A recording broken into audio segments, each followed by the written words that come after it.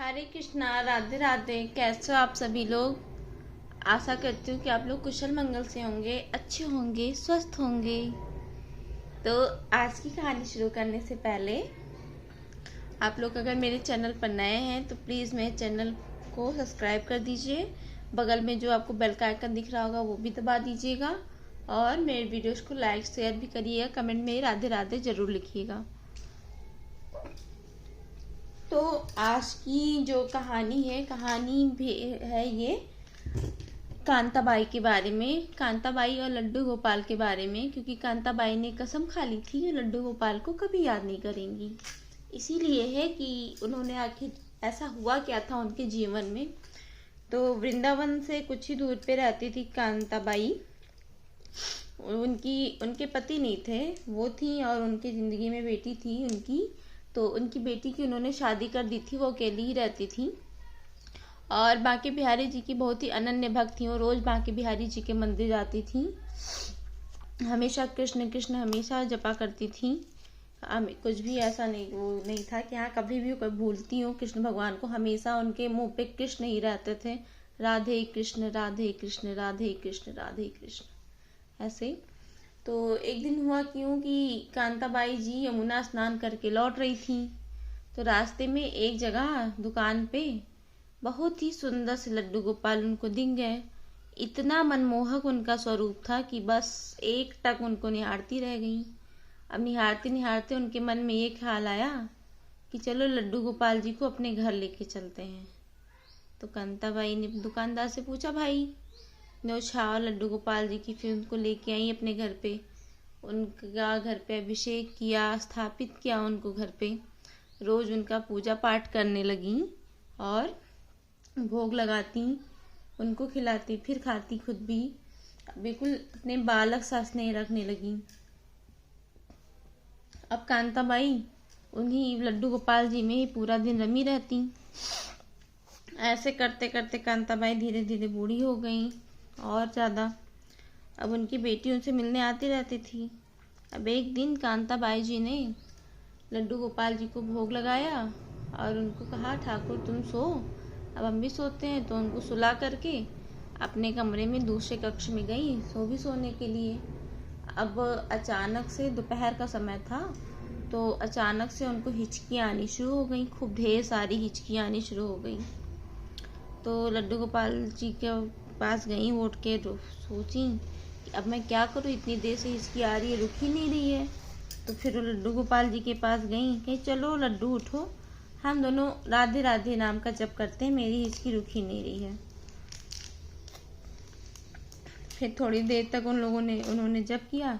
तब तक कांताबाई की बेटी आ गई। तो बेटी, पहले ज़माने तो ऐसा था नहीं कि हाँ बेटियां या कोई भी मेहमान आता तो फ़ोन करके आता कि मैं आ रही हूँ, या कांताबाई फ़ोन करके उसको बुला लेती कि बेटा तू आ जा, मेरा मन नहीं लग रहा है, या कुछ भी मुझे तुझसे मिलना है तो आ जाओ। लेकिन तब उस टाइम तो ऐसा कुछ था नहीं। तो उनकी बेटी वैसे आ गई। तो जब उनकी बेटी आई तो माँ ने कहा, अरे बेटा तू अचानक से आ गई। तो उसने कहा, हाँ माँ तेरी बड़ी याद आ रही थी मुझे, इसीलिए मैं आ गई। तो उसने कहा अच्छा, उन्होंने कहा अच्छा बैठो। तो कुछ जलपान वगैरह कराया उनको, बैठी। फिर कांता भाई का भी इस बात पे भी ध्यान गया कि जब से उनकी बेटी आई है तब से उनकी हिचकी रुक गई। तो उन्होंने कहा कि अरे बेटी जब तक तू नहीं आई थी तब तक मेरे बहुत हिचकी आ रही थी, अब क्या करूं, अब तो मेरी हिचकी रुक गई, पता नहीं कैसे रुक गई। तो उनकी बेटी ने कहा कि अरे माँ मैं तुझे इतना याद कर रही थी ना, कल से ही मैं तुझे बहुत याद कर रही थी और सुबह तो और ज़्यादा ही मुझे तेरी याद आ रही थी, इसीलिए तुझे देखे बिना रहा नहीं गया तो मैं चली आई। तो उन्होंने कहा कि ठीक है ऐसा होता है। तो उन्होंने कहा, अब कांताबाई विचारमग्न हो गई। वो उसी क्षण से सोचने लगी कि जब मेरी बेटी ने मुझे इतना याद किया तो मुझे इतनी हिचकी आई, मैं इतना परेशान हुई, तो फिर मैं तो मेरे ठाकुर को हमेशा ही याद करती रहती हूँ। सोते जागते उठते बैठते नाचते गाते हमेशा ही मेरे जिह्वा पर ठाकुर ही रहते हैं, तो उनको कितनी परेशानी होती होगी मुझसे। तो अब सोचती रही। अब बस उसी क्षण से उन्होंने कसम खा ली कि अब मैं ठाकुर को देखूंगी भी नहीं, उनकी को याद भी नहीं करूंगी। क्योंकि भगवान के भक्त होते हैं ना, मन से बहुत ही निश्चल होते हैं, भोले होते हैं।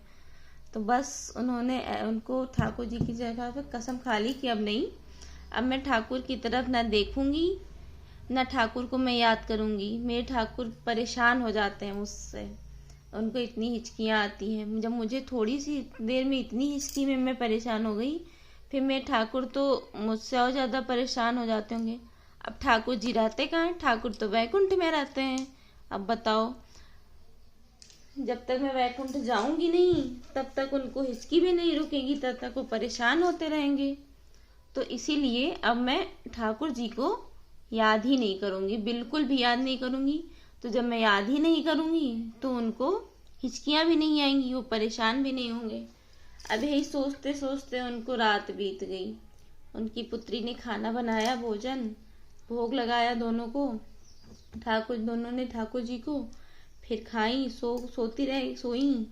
सुबह उठी, फिर भोग की उनकी पुत्री लड़की चलने लगी कि माँ अब मैं चल रही हूँ, तू भी अपना ध्यान रखना, मैं चलती हूँ। तो उन्होंने कहा कि रुक पुत्री, रुक जा, अभी ये अपने भाई को लेती जा, ये मेरा बेटा है तो तेरा भी तो भाई है।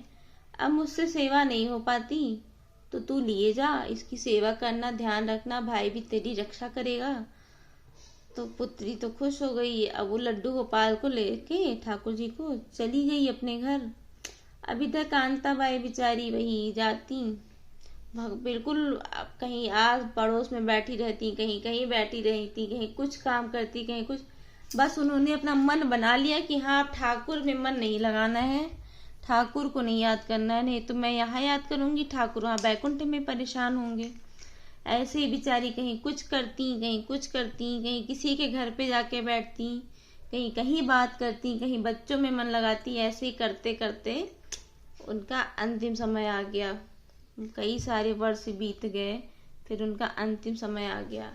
अब एक रात में वो सो रही थी, तभी प्रकाश आया। भगवान श्री हरि, भगवान नारायण साक्षात भगवान जगन्नाथ प्रकट हुए। हमारे लड्डू गोपाल जी बांके बिहारी प्रकट हुए। उन्होंने कहा माँ चल उठ, मैं तुझे लेने आया हूँ। अब बैठे थे, उन्होंने उठी बेचारी, लेटी जो सो रही थी। पहले उनको लगा कि स्वप्न देख रही है, फिर उन्होंने उठ के देखा तो साक्षात नारायण खड़े हुए थे। उन्होंने कहा प्रभु आप मुझे लेने आए हो? क्या हाँ माँ मैं तुझे लेने आया हूँ, मुझे तेरी बड़ी याद आ रही थी माँ, इसीलिए मैं आया हूँ। अब तू चल, हमेशा मेरे साथ ही रहना। कहा जाता है कि उसी क्षण कांताबाई श्री हरि विष्णु भगवान श्री नारायण में विलीन हो गई। तब से उन कांताबाई को किसी भी ने भी नहीं देखा। तो ऐसी है भगवान की भक्ति, ऐसे हैं भगवान के भक्त, और ऐसे हैं हमारे भगवान। तो ये एक सच्ची घटना है जो कि किसी के जीवन में घटी है। और आप ब्रज जाते हैं, वृंदावन जाते हैं, तो किसी से भी पूछेंगे कांताबाई की कहानी बताओ, तो वो हर बच्चा उसके बारे में जानता होगा। तो अगर आप भी अपने मन को शांत रखेंगे, स्वच्छ रखेंगे, भगवान की सच्चे मन से सरल भक्ति करेंगे, ऐसा नहीं कि आप जाओ कपड़े महंगे महंगे खरीद लाओ, महंगा सेंट ले आओ, महंगा सब कुछ ले आओ, उससे नहीं। आप सच्चे मन से आप भगवान को सिर्फ एक तुलसी का पत्ता भी चढ़ाएंगे तो भगवान प्रसन्न हो जाएंगे। तो यही थी कांताबाई की कहानी। आप लोग भी तब तक राधे राधे बोलिए, और ज़रा देखिए, पहले आप लड्डू गोपाल जी का मुंह देखिए तो उनका फेस कुछ अलग सा था, और कांताबाई के बारे में सुनते सुनते देख रहे हैं लड्डू गोपाल जी कैसे मुस्कुरा रहे हैं। तो आप लोग भी लड्डू गोपाल जी के दर्शन करिए और जोर से बोलिए बांके बिहारी महाराज की जय। जय श्री हरि, जय श्री हरि, जय श्री हरि। और प्लीज़ जाने से पहले कमेंट में राधे राधे लिखना मत भूलिएगा, और मेरे चैनल को सब्सक्राइब करके बेल आइकन जरूर दबाइएगा। धन्यवाद। जय श्री राधे।